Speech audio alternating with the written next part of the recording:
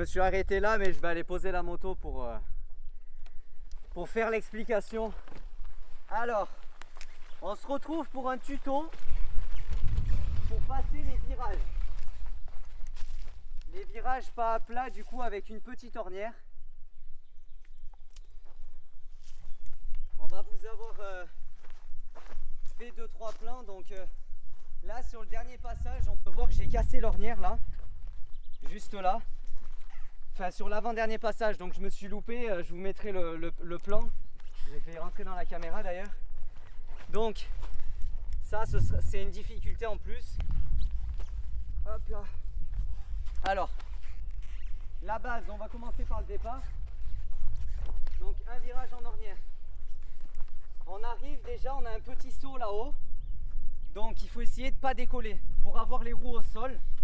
Ça en enduro ou même en motocross, quand on n'est pas sur un saut, il faut le plus souvent, la plupart du temps, avoir les roues au sol. Parce que quand on a les roues en l'air, on peut freiner, accélérer, il n'y a rien qui se passe.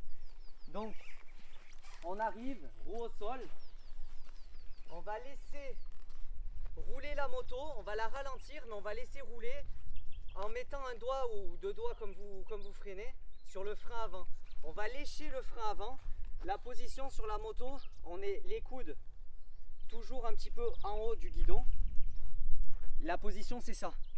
C'est pas ça, parce qu'en fait quand on veut tourner, après on est bloqué. Donc la position c'est le coude, comment on pourrait dire, pas à 90 degrés, mais le coude un petit peu relevé. On va lécher son frein avant. Donc on commence à inscrire la moto à partir du moment où on va trouver un petit taquet. Donc on inscrit la moto. Je suis en train de voir ma coiffure dans le... Ça doit être quelque chose. Donc on commence à inscrire la moto, on tend sa jambe.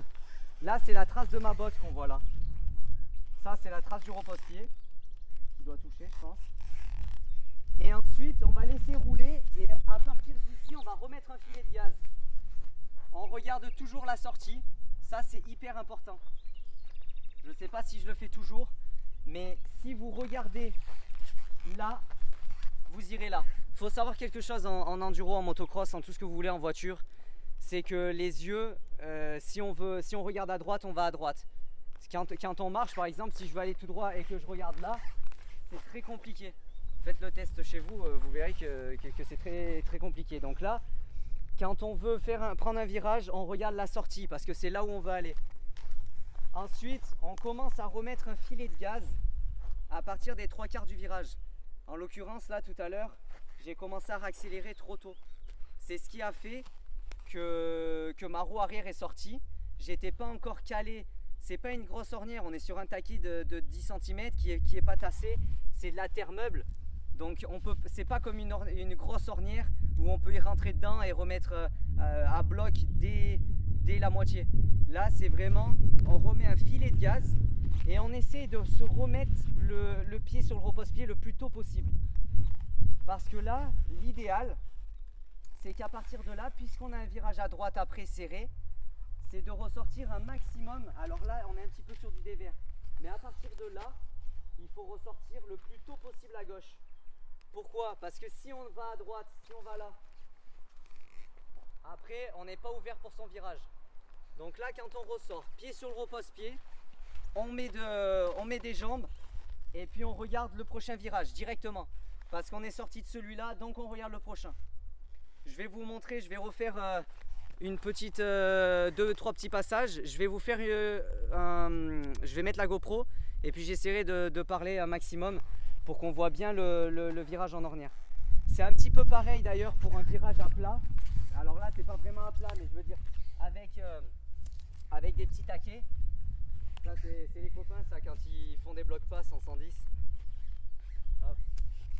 On rentre, on ralentit la moto pareil, le saut là-haut on le fait pas. On a vraiment les roues au sol et on lâche ses freins, filet de gaz. Et après on regarde là où on veut aller, le prochain virage, filet de gaz, les jambes et on accélère. C'est pareil, au niveau des rapports il faut connaître sa moto. Là le 500 ça sert strictement à rien de l'utiliser au-dessus de, je ne saurais pas dire les tours minutes, mais ça sert à rien qu'il hurle. un 125, il faut le faire quand même gueuler parce qu'on a une plage d'utilisation du moteur qui est on va dire plus haute que celle du 500, mais le 500 ça s'utilise sur le couple ou le mi-régime, sur le bas ou le mi-régime. Donc là on essaye de le faire tracter. S'il faut, on passe un rapport. Avec un 125, on peut éventuellement lécher l'embrayage pour la relancer un peu, voilà, et pour l'emmener un petit peu, mais c'est pas obligatoire. La dernière fois qu'on est venu sur ce terrain, il y avait Marie avec moi.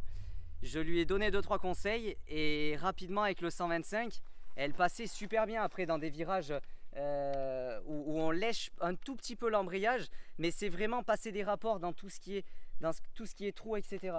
Là il n'y a pas de trou à la sortie, mais c'est pareil, on essaie de faire tracter et on utilise son moteur au mieux. Allez, c'est parti, je vais vous faire 2-3 passages.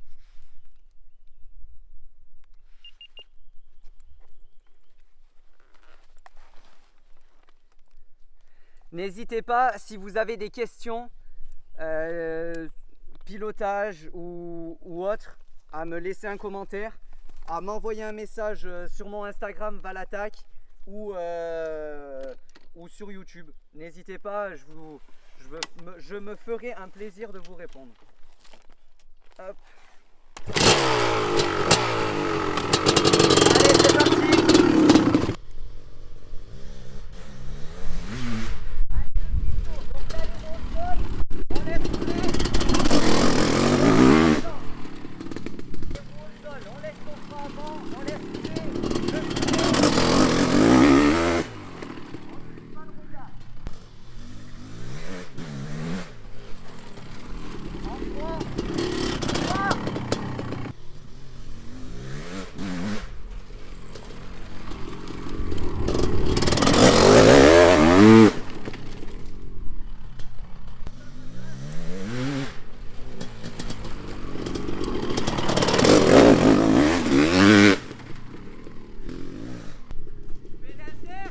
Vas-y.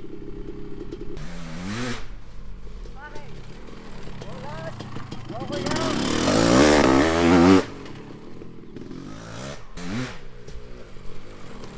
On regarde au bas.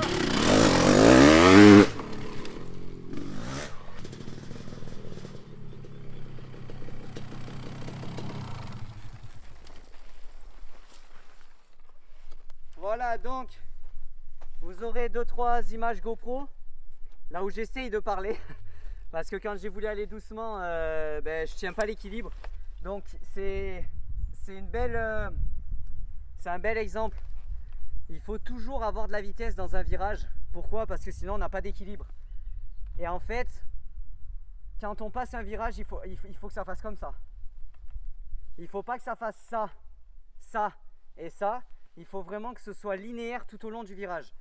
Or là, quand je suis arrivé, puisque j'avais pas d'équilibre, ça m'a relevé. Alors sur une spéciale de 7-10 minutes ou sur une manche de motocross, on aura toujours des virages où on va se louper. Alors la différence entre les élites qui sont devant et nous, c'est que tout simplement, eux ils font moins d'erreurs que nous. Donc sur un virage comme ça, moi là par exemple j'ai fait une erreur et on l'aurait fait faire à un élite en enduro ou à un élite de motocross qui roule devant, et ça passe bien tout le temps. Sur 10 fois ils vont passer 8-9 fois bien, voire même plus. Donc là je suis arrivé trop doucement, j'ai freiné du frein, ça m'a fait sortir là-bas ma roue avant. Voilà, il faut vraiment arriver à rester calé et calme. Ça c'est le maître mot en enduro, c'est arriver, c'est pour ça qu'il faut avoir une grosse préparation physique, c'est qu'il faut arriver à rester calme tout le temps, à respirer. Là moi je suis beaucoup moins bien préparé qu'avant, donc là je suis essoufflé et je fais beaucoup plus d'erreurs que ce que je faisais avant. Mais ce qu'il faut faire c'est rester calme, on est précis dans ce qu'on fait, on fait pas n'importe quoi, on s'excite pas. Quand on ressort, on voit bien. Là avec le 500 c'est beau, moi je trouve ça plus facile qu'avec une 125 pour la sortie, parce que on arrive à voir le couple qui nous aide énormément. Ensuite pour l'inter, le regard, c'est le regard qui m'aide. Directement on voit que j'arrive, je freine, je me place dans le petit taquet Et là, à partir du moment où je suis dans le taquet, je regarde là où je vais. Donc, dans le prochain virage. Voilà, j'espère que en tout cas cette vidéo elle vous a un petit peu aidé dans votre pilotage. Encore une fois, si vous avez des questions, n'hésitez pas. Et puis on se retrouve bientôt pour une nouvelle vidéo. N'oubliez pas d'attaquer avec moi. À bientôt les gars. Yes, I'm in designer. If I see her, then I got her, bro. Yes, I am a dog with these diamonds on my collar. And that's why I got your girl head banging, so they calling me Nirvana. No, I'm not her daddy, but she calling me her pop.